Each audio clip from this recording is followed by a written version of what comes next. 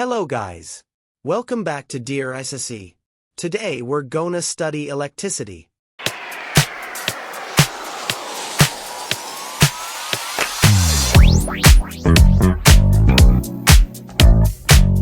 Today, we're going to demystify that invisible force that powers, well, pretty much everything in our lives, electricity.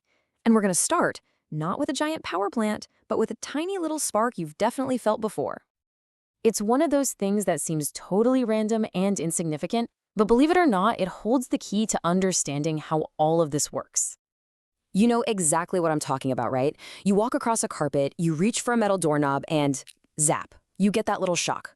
It's a bit of a surprise, but what is actually going on in that split second? Well, the culprit behind that little shock is the electron. I mean, everything around us is made of atoms, and these super tiny negatively charged electrons are always whizzing around. That zap you feel, that's just a sudden jump of millions of these electrons from you to the doorknob. This whole thing has a name: static electricity. See, when you walk across the carpet, your shoes are literally scraping electrons off of it, and they start to build up on your body. They're just sitting there with nowhere to go. They're static until you touch something like a metal doorknob, which gives them the perfect escape route. And that little zap perfectly demonstrates the #1 rule of electricity. Opposites attract and like charges repel, so two negative charges will push each other away. But a negative and a positive charge, they'll pull right together. This one idea is the engine behind absolutely everything we're about to talk about. So, that spark is what happens when charges are just sitting still. But the real magic, the kind that powers our cities and homes, happens when we figure out how to get those charges to move in a controlled way. And that's really the big question, isn't it?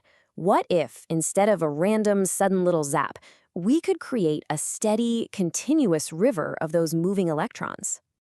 The answer is current electricity. If static electricity is kind of like a still puddle, then current electricity is like a flowing river, a controlled stream of electrons moving through a wire. And that is the electricity that actually does all the work, from charging your phone to running your fridge.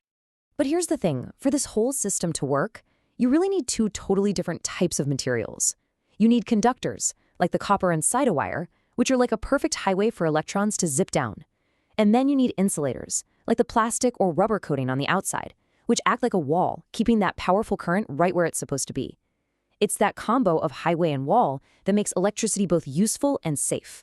So how do we even get these charges to build up? Well, there are three main ways. There's friction, which you've seen if you've ever rubbed a balloon on your hair to make it stick to a wall. There's conduction, which is just a direct transfer of charge by touching something. And then there's induction, which is kind of like magic. You can actually make charges move around inside an object just by bringing another charged object nearby without them ever touching. Okay, so we know what electricity is, and we know how charges move. But how do we actually get that power from the wall into our gadgets safely? Well, that is all about control. This simple plug-in socket is basically the gateway from the entire power grid right into your device. And its job isn't just to connect things. It's to create a perfectly controlled, safe loop for that powerful electric current to flow. Let's break down those 3 pins you see on most plugs. The live wire, that's the entrance, it brings the current in. The neutral wire is the exit, it carries the current back out, completing the circuit. But that third one, the earth wire, that one is the most interesting.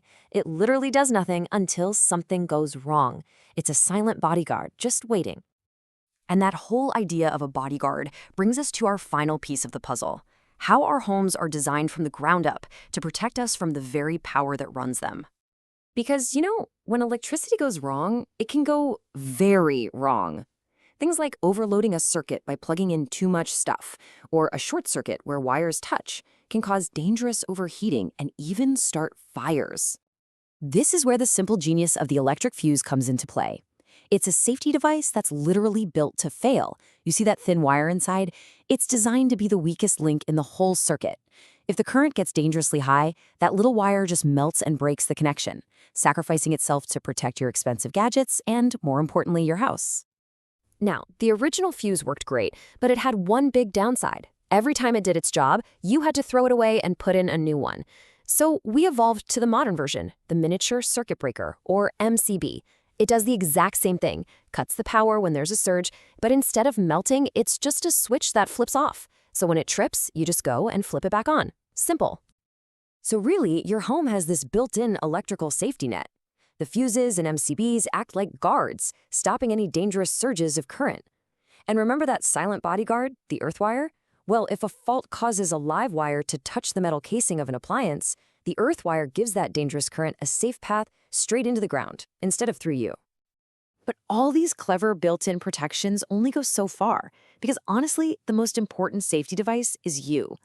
Following simple rules like never touching switches with wet hands or always using tools with insulated handles, that's what truly keeps you safe around this incredible but very powerful force. So from a tiny spark on a doorknob all the way to the complex safety grid built into our walls, our control over electricity is pretty amazing. But it does leave you with one big question. As our world becomes more and more electric, what's the next great innovation going to be in how we safely power our lives? Thanks for tuning in.